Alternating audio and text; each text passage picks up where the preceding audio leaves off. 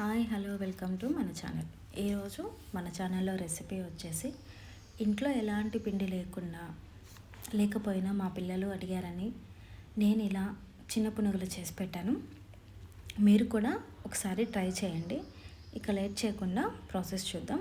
చూసే ముందు ఒక చిన్న రిక్వెస్ట్, వీడియోని స్కిప్ చేయకుండా చూసి నచ్చితే లైక్ చేసి ప్లీజ్ మన ఛానల్ని సబ్స్క్రైబ్ చేసుకోండి. ఇక ప్రాసెస్లోకి వెళ్తే ఒక బౌల్ తీసుకొని ఇందులో ఒక గ్లాస్ అంత రేషన్ బియ్యం తీసుకొని అవి నీట్గా కడిగి అందులో సరిపడా వాటర్ పోసి మూత పెట్టి 1 అవర్ పాటు నానబెట్టుకున్నాను. ఇక 1 అవర్ తర్వాత ఇది తీస్తే బియ్యం నానుంటే దీన్ని మరొకసారి వాష్ చేసుకొని దీన్ని ఒక మిక్సీ జార్లో వేసుకొని ఇప్పుడు ఇందులో మిక్సీ పట్టుకోవడానికి జార్లో వేసి ఇందులో 2 ఆలు బంగాళదుంపలు పీల్ అవుట్ చేసుకొని ముక్కలుగా కట్ చేసుకొని ఇదే బియ్యంలో వేసి కొన్ని వాటర్ వేసుకోవాలి. కొన్ని సరిపోతుంది. కొన్ని వాటర్ వేసి ఇలా జారుడుగా మెత్తగా మిక్సీ పట్టాలి.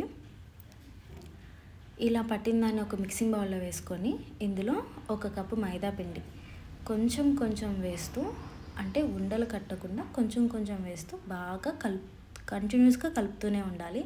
అంటే పిండి మొత్తం ఒక్కసారి వేసేస్తే కలుపుకోవడానికి చాలా ఇబ్బంది అవుతుంది, అలా రాదు కూడా. సో కాబట్టి ఇలా కొంచెం వేస్తూ వీడియోలో చూపిస్తున్నట్టుగా బాగా కలుపుకోవాలి పిండిని. ఈ అంటే పునుగులు వేయటానికి అనువుగా ఉండేలా పిండిని మనం ఇలా కలుపుకోవాలి.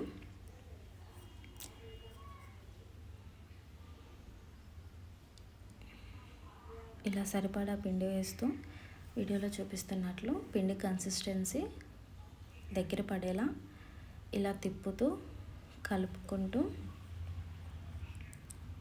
ఉండాలి.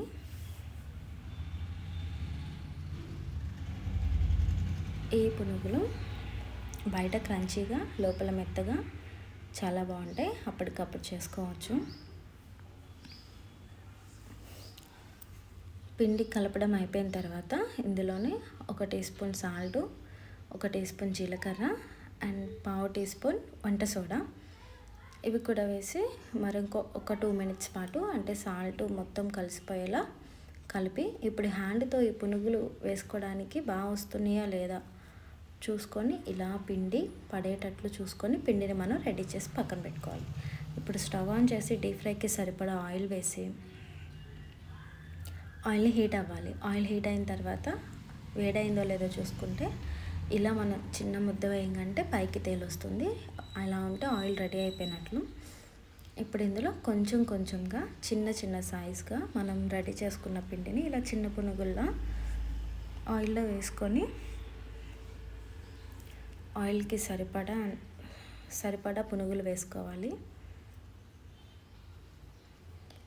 ఇలా వేసిన పునుగులు వెంటనే కలుపుకుండా కాస్త ఫ్రై అయిన తర్వాత అటు ఇటు కలుపుకుంటూ చక్కగా వేయించుకొని కలర్ మారిన తర్వాత, ఇవి అంత త్వరగా కలర్ అయితే మారవు, కొంచెం టైం పట్టిద్ది వేగటానికి.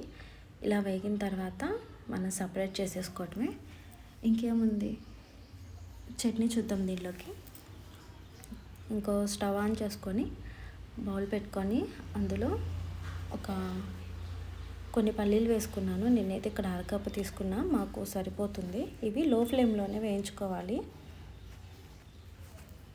ఇలా లో ఫ్లేమ్లోనే వేయించుకోవాలి. పల్లీలు మధ్యలో తిప్పుకుంటూ వేగిన తర్వాత మిక్సీ బౌల్లో వేసేసుకుంటున్నాను నేను ఇక్కడ మిక్సీ జార్కి.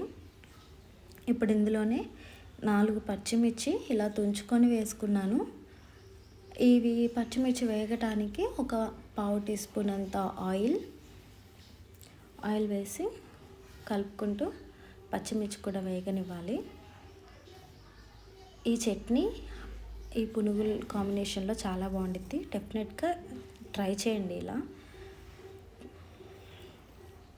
ఇలా పచ్చిమిర్చి వేగిన తర్వాత అదే మిక్సీ జార్లో పచ్చిమిర్చి కూడా వేసేసుకొని ఒక్కసారి దీంట్లోనే పోపు పెట్టేస్తున్నా. ఇప్పుడు 1 టేబుల్ స్పూన్ ఆయిల్ వేసి ఆయిల్ వేడైన తర్వాత పోపు దినుసులు 1 స్పూన్ అంతా, ఇందులోనే 1 ఎండుమిర్చి, కాస్త కరివేపాకు వేసి స్టవ్ ఆఫ్ చేసేయండి. ఇప్పుడు మనం వేయించి పెట్టుకున్న పల్లీల్లో పావు కప్ అంత శనగపప్పు, 2 రెమ్మల చింతపండు, 1 టీ స్పూన్ గల్లుప్పు వేసి మెత్తగా మిక్సీ పట్టేసుకోవడమే. ఇప్పుడు దీన్ని ఒక సర్వింగ్ బౌల్లో తీసుకొని వాటర్ వేసి కలుపుకొని ఇందులో మనం రెడీ చేసి పెట్టుకున్న పోపును వేసేస్తే చట్నీ కూడా అయిపోతుంది. ఇంకా మనం ముందుగా తీసుకున్న రెడీ చేసి పెట్టుకున్న పునుగుల్లో ఈ చట్నీ వేసుకొని తింటే ఇది స్నాక్స్ రెసిపీ కింద, మార్నింగ్ టిఫిన్ కింద కూడా పిల్లలకి బ్రేక్ఫాస్ట్ కింద అయినా బాగుంటుంది. మా పిల్లలైతే బాగా తిన్నారు చక్కగా. ప్లీజ్ ఫ్రెండ్స్, వీడియో నచ్చితే ఒక లైక్ చేసి షేర్ చేసి ప్లీజ్ మన ఛానల్ని సబ్స్క్రైబ్ చేసుకోండి. Thanks for watching video.